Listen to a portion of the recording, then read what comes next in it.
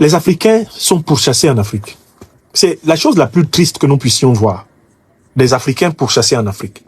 Quand vous allez dans certains quartiers difficiles, dans certains quartiers malfamés de Paris, quand vous allez dans certains quartiers du 18e, vous voyez des Africains, surtout souvent des sans-papiers, qui vivent avec des enfants dans la rue, qui dorment dehors, qui dorment par terre sur des cartons, etc.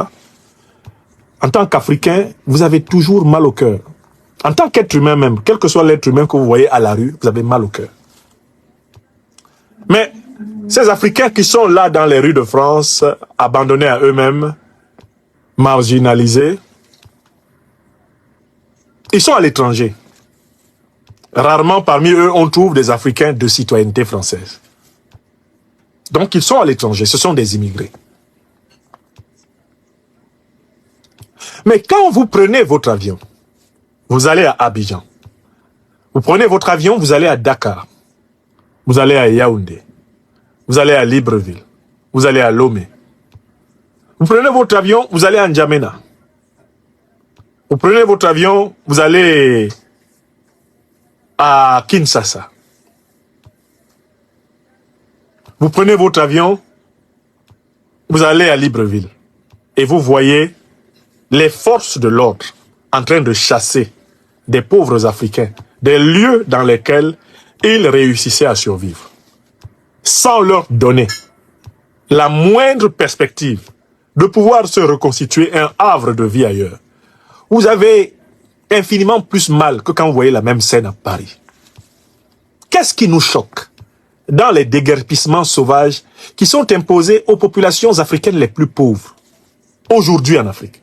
Ce qui nous choque dans ces déguerpissements, c'est que ce sont des actions qui ne sont pas précédées d'une préparation humanitaire. Ce sont des actions qui sont accompagnées d'un mépris souverain, un mépris total de l'être humain. Un mépris insupportable de l'être humain. Écoutez, une famille qui vit dans une maison de tôle depuis 3 ans. Il y a un homme, une femme, il y a 3 enfants, 4 enfants, en bas âge. Les enfants, les parents ont réussi à leur trouver une place à l'école du quartier. La maison de tôle est très mal placée. Elle est construite sur un lieu, un emplacement dangereux pour la sécurité. Il y a toutes les bonnes raisons que cette maison de tôle soit en effet démolie.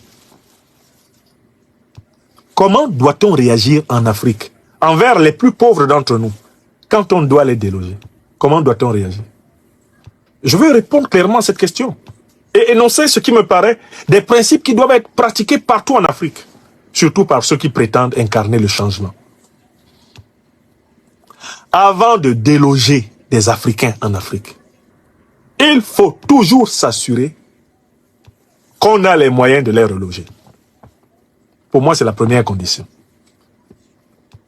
Les gens qui sont pauvres, il ne faut les déloger que si on peut les reloger. Si tu ne peux pas les reloger, laisse-les dans ce logement provisoire.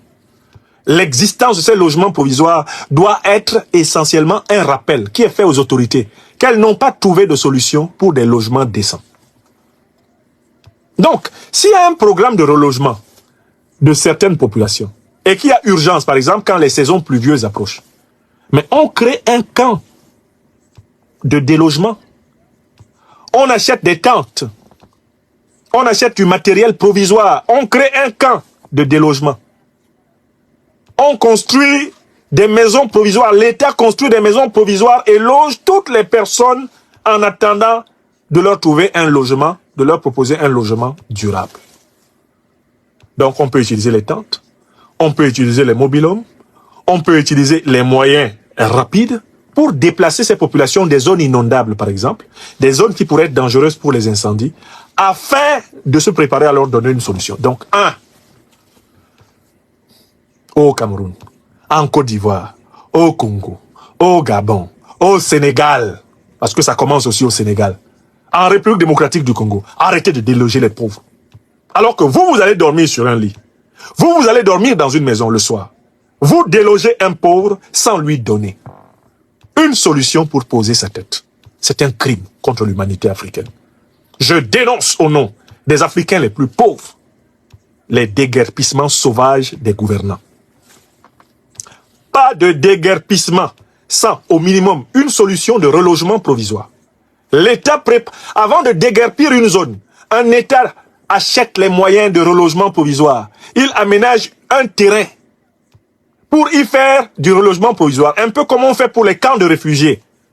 Et quand vous venez dire aux gens qu'ils doivent sortir de leur maison, vous leur indiquez le lieu où ils vont vivre provisoirement, en attendant que vous leur trouviez une solution durable. Ou alors, s'ils ne sont pas dans des zones hautement dangereuses, laissez-les tranquilles, construisez des cités populaires, construisez des maisons populaires. Quand il y en aura suffisamment, vous relogez les familles. Vous relogez les familles. Quand on dit à une famille, vous allez quitter aujourd'hui, on leur montre où ils vont. On leur montre où ils vont. Si ce n'est pas trop loin, si c'est trop loin, on les aide à y aller. On organise le relogement. On ne déguerpit personne sans lui dire où il va, où elle va. Un véritable gouvernement africain ne peut pas déloger des Africains sans leur proposer une solution de rechange. Des Africains pauvres. Les personnes qui vont être déguerpies sauvagement sont des personnes qui vont refuser la solution de relogement. Les personnes qui doivent être déguerpies par la force sont les personnes qui refusent la solution de relogement. Je vis ici avec ma femme, 3, 4, 5 enfants. On m'a proposé une maison viable où je peux vivre avec ma femme et mes enfants. On a réfléchi même à la possibilité que s'ils faisaient l'école ici, ils vont plutôt faire l'école là-bas. Je refuse. Alors que la maison doit être déguerpie. Eh bien, la maison sera déguerpie par les forces de l'ordre. Et j'aurai la responsabilité. Si on trouve un de mes enfants en train de dormir à la Belle Étoile, je dois être arrêté et puni. Parce que l'État va dire, monsieur, vous avez eu une attribution de résidence. Vous avez refusé d'amener ces enfants mineurs dans l'endroit, dans l'abri que l'État a prévu pour eux. Vous êtes coupable. Et l'État, dans ces conditions, peut même retirer l'autorité parentale à des parents qui, ayant eu une solution de relogement, continuent à traîner avec les enfants dans les rues. C'est cela la responsabilité d'un État qui aime son peuple, d'un gouvernement qui sert son peuple. Je tiens à dénoncer. Je dis que les gouvernements africains, sans exception, ont tous les moyens de reloger les Africains. Il n'y a qu'à voir l'argent détourné, volé par les dirigeants africains. Mais qu'ils mettent la main à leur poche, dans lesquelles il y a l'argent des Africains, et qu'ils payent les relogements. Ouattara Draman, 342 milliards de budget de souveraineté. Il peut reloger tous les Ivoiriens, toutes les populations mal logées en Côte d'Ivoire. Ouattara n'a qu'à mettre les mains dans le budget de souveraineté du peuple de Côte d'Ivoire, qu'il tripatouille depuis plus de 10 ans. Il reloge tout le monde. Et il va rester de l'argent. Les fonds de souveraineté des gouvernements doivent être affectés aux plus vulnérables de toute urgence. Dans un pays normal, les dirigeants ne dorment pas tranquilles quand ils ont des milliers, voire des millions de compatriotes qui dorment à la Belle Étoile. Les dirigeants ne dorment pas. Muammar el-Kadhafi a dit qu'il dormirait toute sa vie dans une tente, tant qu'il ne serait pas certain que tous les Libyens avaient une maison. Il n'a recommencé à dormir dans une maison que quand il a offert à tout Libyen une maison. C'est ça un dirigeant. Il faut se donner des défis. Il faut montrer au peuple qu'on ne vient pas jouir de lui, mais le servir. Je dénonce ensuite l'indifférence que certains d'entre nous avons envers les populations déguerpies. J'ai vu beaucoup de commentaires qui me font mal au cœur, de la part des Africains, à propos des populations déguerpies. On les a prévenus 3 mois à l'avance. Quand vous prévenez un pauvre 3 mois à l'avance que vous allez casser sa maison, qu'est-ce que vous voulez qu'il fasse en 3 mois? En 3 mois, il génère combien d'argent? Vous-même qui avez des maisons là, et qui payez par exemple des loyers, quand quelqu'un n'a pas les moyens de payer le loyer de 3 mois, est-ce que c'est une personne qui est capable d'acheter une nouvelle maison? Mais écoutez, il faut essayer, ne serait-ce que par l'imagination, de se mettre à la place de ces gens. Vous voyez des gens qui s'en vont dormir avec les enfants au cimetière. Alassane Ouattara, est-ce qu'il se rend compte que des Ivoiriens dorment dans les cimetières par sa faute? Est-ce que lui, Ouattara, accepterait que lui et ses petits-enfants-là, on les amène dormir au cimetière. C'est vrai que le contenu des cimetières intéresse particulièrement M. Ouattara, mais enfin quand même, c'est pas là-bas qu'il dort. C'est pas là-bas qu'il dort. Or, à l'instant où nous parlons, en Côte d'Ivoire, il y a des familles qui doivent squatter des cimetières. Certaines vont même squatter des maisons tombales pour dormir. Vous trouvez cela normal? Est-ce que des dirigeants normaux doivent dormir quand il y a des êtres humains qui sont sous leur responsabilité et qui vivent dans cet état?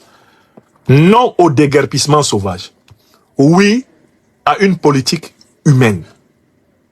Le relogement d'abord, le déguerpissement après. Pas le déguerpissement avant et le relogement après.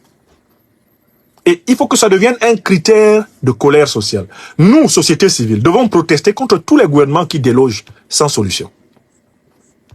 Des gouvernements qui délogent sauvagement sont des gouvernements inhumains.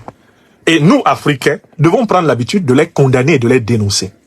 Il ne faut pas flatter un gouvernement qui déloge sauvagement les pauvres. Il ne faut pas le flatter. Il faut le dénoncer. Et il faut lui dire que ce n'est pas pour cela qu'on l'a mis là.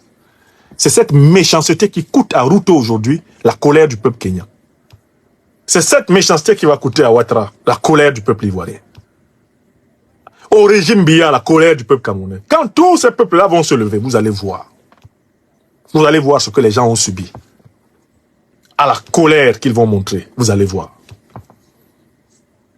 L'Afrique aujourd'hui est entièrement capable de loger tous les Africains. J'affirme pour avoir regardé les budgets de tous nos États, il n'y a pas un seul État africain qui ne soit pas capable de loger toute sa population. Pas un seul. Non seulement le matériel naturel existe, la capacité gouvernementale de fournir des logements sociaux, elle existe. C'est la volonté politique qui n'existe pas. Parce que c'est la crapulerie, c'est la gourmandise, c'est voler, voler, voler, accumuler de l'argent qu'on laissera dans ce monde et qui ne servira même pas à leurs propres enfants. Voilà leur pulsion, voilà leur orientation, voilà leur obsession. Muammar Kadhafi l'a fait. Il a donné à chaque Libyen et à chaque Libyen une maison. Il l'a fait. Les autres Africains peuvent le faire. La Libye n'avait que le pétrole et le gaz. Il y a des pays africains qui ont le pétrole, le gaz, le bois, le café, le cacao, tout. L'uranium et consorts. Donc arrêtons de nous morfondre et battons-nous pour une politique d'urbanisation solidaire. Refusons de mépriser ce qu'on déguerpit. Refusons de cautionner la méchanceté de certains de nos gouvernants envers les plus pauvres d'entre nous. Je suis choqué par ces scènes de gens qu'on chasse, d'enfants accrochés aux jupes de leur mère, qui ne savent pas où ils vont dormir, alors que les dirigeants rentrent tranquillement le soir, lire des comptines à leurs enfants. Je suis choqué par ces scènes. Et ça me fait d'autant plus mal quand c'est fait par des gens qui viennent d'arriver au pouvoir. Et qui, hier seulement, il y a même seulement 3 mois, étaient dans l'opposition et disaient qu'ils vont se battre contre ça. Je vois des scènes un peu partout là, qui font honte, même aux jeunes dirigeants africains. Il est hors de question qu'on déloge quelqu'un si on n'est pas capable de le reloger, de lui donner une option. C'est inhumain de le faire. Soyons humains. Chers téléspectateurs, vous avez été les témoins privilégiés de cette analyse politique profonde et inspirante avec le Dr Franklin Nyamsi. Maintenant, c'est à vous. Réagissez en commentaire, partagez vos réflexions et vos idées. Si cette vidéo vous a éclairé, n'hésitez pas à l'aimer et à la partager avec vos amis. Ensemble, nous construisons l'Afrique de demain. Restez connectés sur Afrique Diverse TV pour encore plus d'informations et de débats passionnants. À très bientôt.